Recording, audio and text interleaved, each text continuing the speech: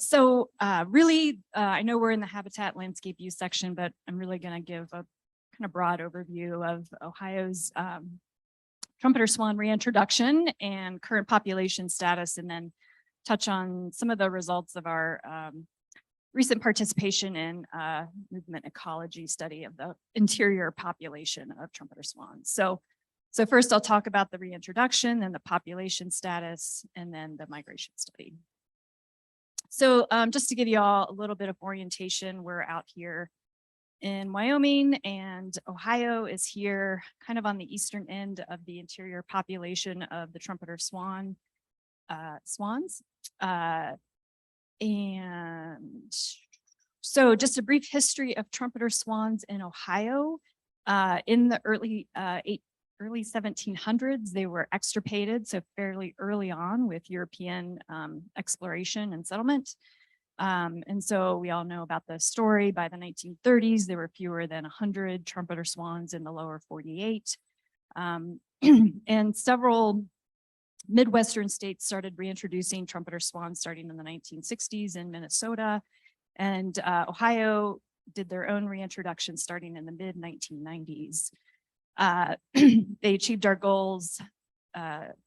goals by the end of 2003. So from that point on, we've just been kind of sitting back and watching the trumpeter swan population grow. They were listed as state endangered, but as of 2013, they were listed as state threatened, and they're still currently listed under that designation. So the reintroduction, it was a two-phase program in that there was release of adult trumpeter swans raised from captive populations. So ones that were older than 2 years were released, and then there was also a subset of the reintroduced birds that were captive reared from eggs in the Alaskan trumpeters. And the reintroduction took place in multiple locations throughout the state, because we weren't really sure what locations were going to be the best, but these were all major wetland public lands, both state public lands and federal public lands. So here in more central Ohio, northwest Ohio, northeast Ohio. And so, yeah, first 7 years of the reintroduction, the birds started breeding fairly soon after reintroduction. We had one nest the first year after, and then slowly we achieved a goal of 15 breeding pairs in 2003, which was reached our goal of the reintroduction. And we're starting to get some decent cygnet production at that point.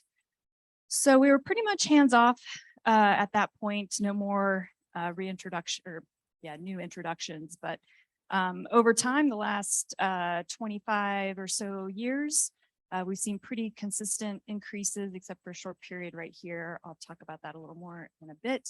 But kind of ongoing expansion, higher numbers of breeding pairs, ongoing cygnet production. So as of our last annual survey in July of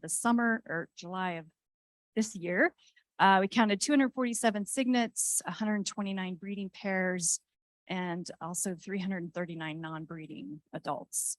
So bringing us up to a total of approximately 840 swans. And just to give you a sense of how that compares over time, our pair growth rate was about 16.2%. Our average since 2003 has been 14.3%. And cygnet production was a little bit down this year from our average of 2.22. And the best explanation, we had avian flu, kind of had an outbreak of that starting in spring of this year. Affected a lot of different bird species, but may have had an impact on our cygnet production this year.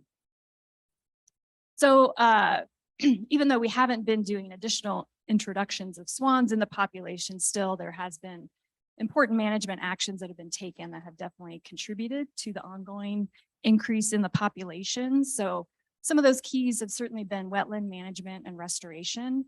Ohio is one of the worst states for wetland loss in the United States. We destroyed more than 90% of our wetlands.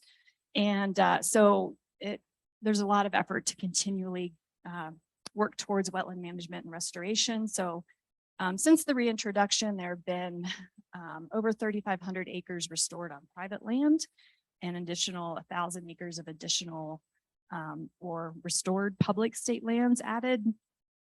And in the last few years, there's a new program that has been initiated by the governor's administration in Ohio currently called H2 Ohio.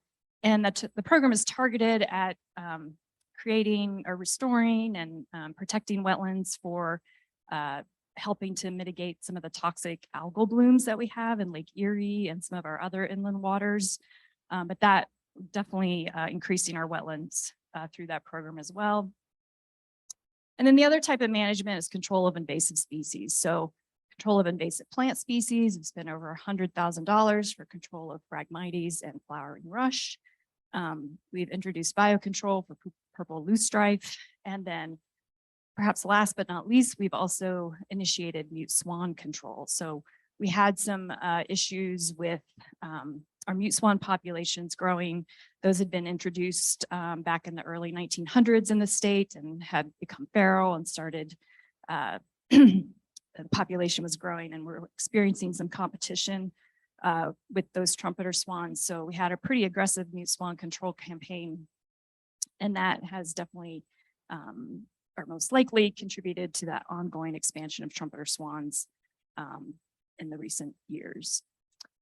So just to give you a map, show you how the population has expanded. So the stars here represent the locations of those original reintroduction sites.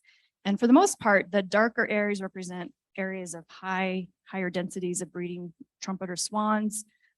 Those areas have generally continued to be prime spots for breeding trumpeters, but in the last 5, 6, 7 years, we've continued to see this expansion into surrounding counties throughout the state, surrounding protected wetland areas and even private lands.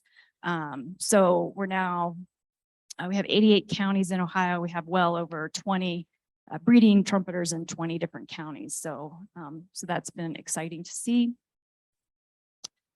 Okay, so now I'm going to switch and talk a little bit about the movement patterns of our trumpeter swans. And so we've paired with or collaborated with David Wolfson and company from the University of Minnesota. And David will be talking about more of this talk 8:30, bright and early, 8:30 a.m. Thursday, so don't miss it. But for Ohio specifically, we entered into this project, and one of the big questions we wanted to figure out was, do Ohio swans migrate at all? And if so, where do they go?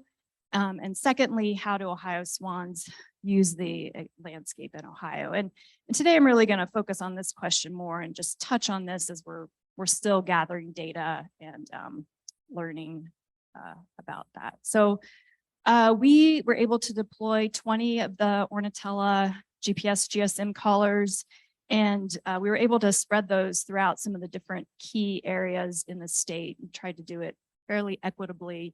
8 in Northwest Ohio, 6 in Central Ohio, and 6 in Northeast Ohio. Early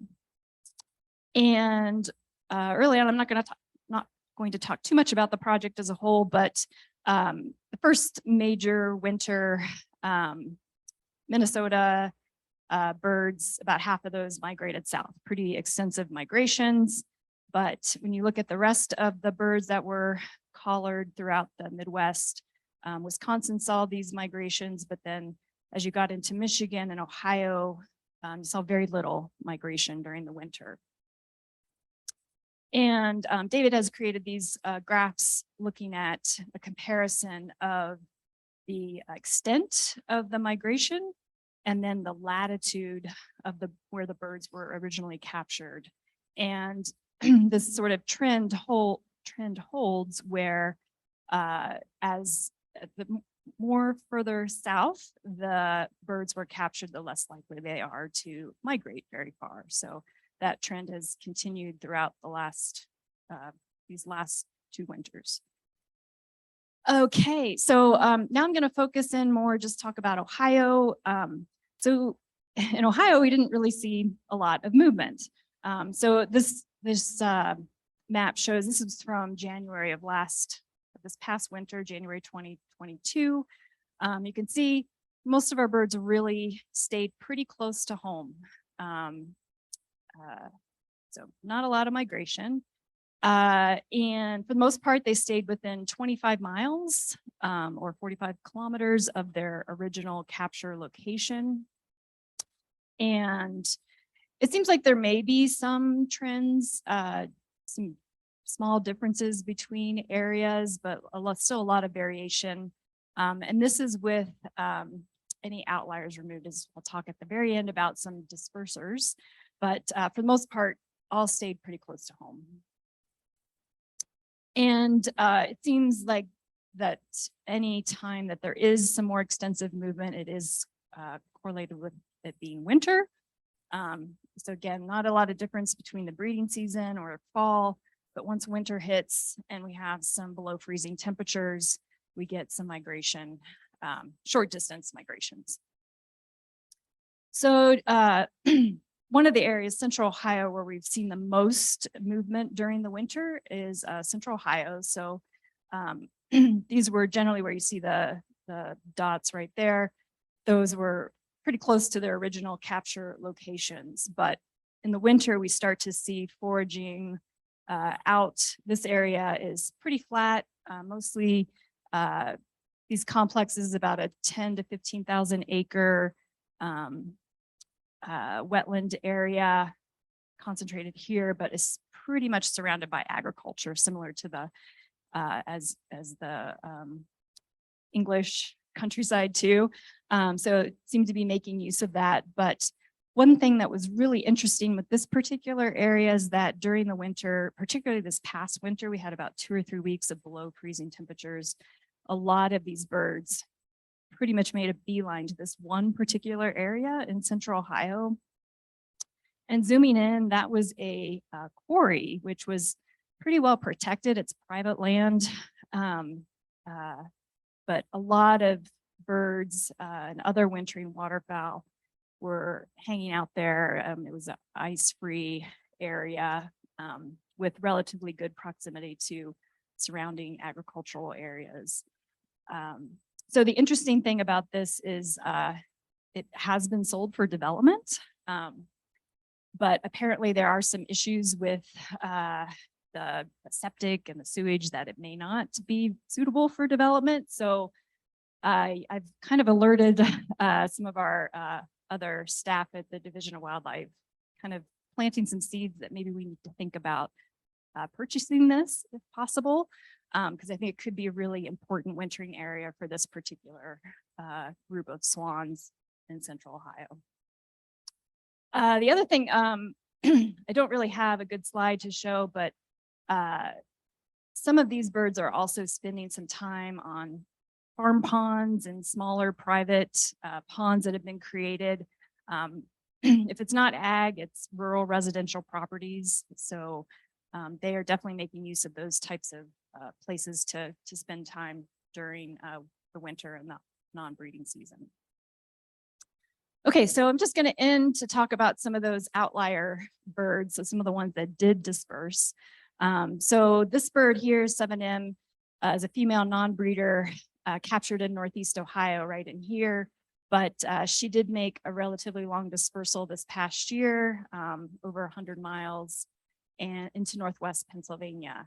Unfortunately, just this past week or so, we confirmed that she had actually died, and we're in the process of trying to figure out what happened with her. But it was kind of exciting to see her move into another state and disperse out of Ohio.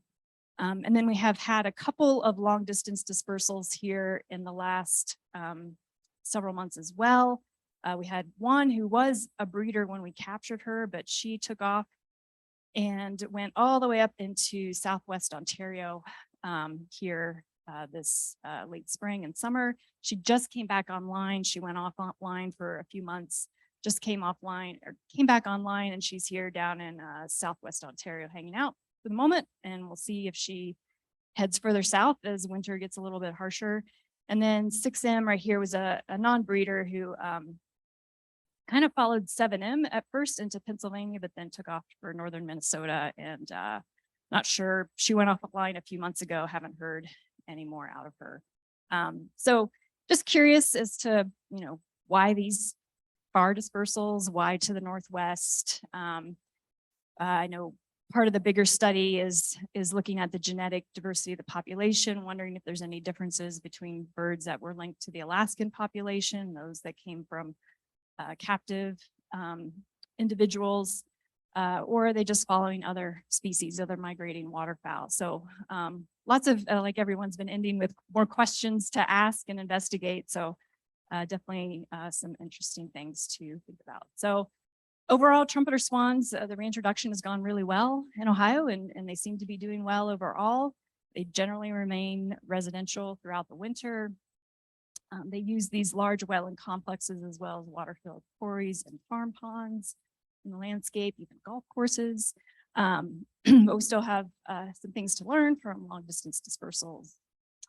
So I just want to say thanks. We had a lot of people. I don't really have any assistants, designated assistants helping me. So I rely on a lot of our staff across the agency.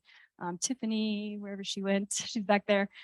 She was a instrumental part of this project, helping to raise funds for the callers and coming out to, I think she came out in maybe like half of our captures. So that was great to have her support. So happy to answer any questions, or probably don't have time, but feel free to email me or catch me. I'll be here through Thursday. Thanks.